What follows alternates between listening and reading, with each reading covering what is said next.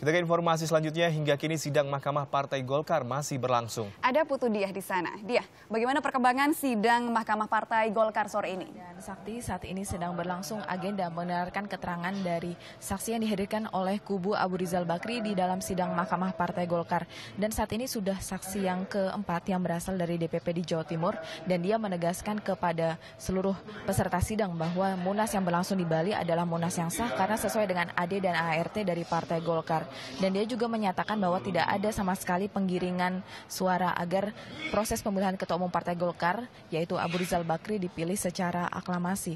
Namun tadi Mahkamah Partai yang dipimpin oleh Muladi juga menegaskan agar seluruh peserta termasuk para saksi tidak menyampaikan opininya dan terlalu tendensif karena nantinya seluruh keputusan hanya ada di tangan Mahkamah Partai selaku pihak yang netral dalam masalah dualisme di Partai Golkar ini.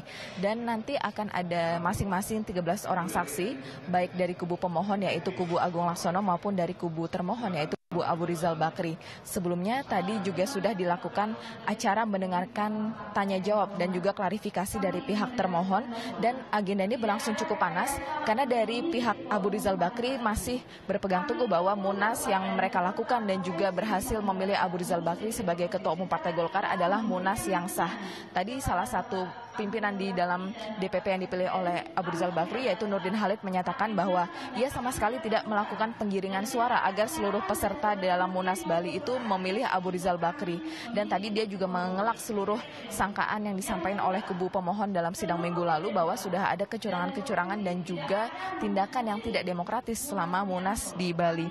Tadi bahkan salah satu kader dari kubu Agung Laksono yaitu Yoris Raweyai sempat mengusir 2 orang kader dari kubu Abu Rizal Bakri karena kader-kader ini dinilai membuat suasana sidang yang semakin risuh sehingga mereka diminta untuk keluar agar sidang dapat berlangsung kembali secara kondusif.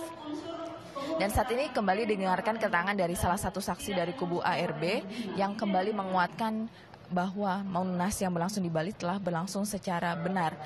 Tadi juga pada saat melakukan tanya jawab dari kubu Agung Laksono juga diberikan kesempatan oleh Mahkamah Partai untuk memberikan klarifikasi terhadap tanggapan dari pihak termohon, dan dari kubu Agung Laksono menyatakan beberapa hal. Yang pertama yaitu mereka meminta kepada Mahkamah Partai agar tetap independen dan tidak memihak kepada masing-masing kubu. Dan mereka juga menilai bahwa Munas yang berlangsung di Ancol adalah Munas yang berlangsung lebih demokratis karena memberikan hak untuk bersuara bagi seluruh peserta yang hadir. Walaupun jumlahnya yang hadir pada saat itu memang tidak sebanyak jumlah peserta yang hadir dalam Munas yang berlangsung di Bali pada akhir tahun lalu. Dan tadi dari kubu Agung Laksono juga meminta kepada Majelis Hakim agar mempertimbangkan kasasi yang diajukan oleh pihak Abu Rizal Bakri. Karena menurut kubu Agung Laksono seharusnya dari kubu ARB hanya menggunakan salah satu upaya hukum, baik itu dikasasi ataupun melalui Mahkamah Partai sesuai dengan Undang-Undang Parpol pasal 32. Rahma dan Sakti.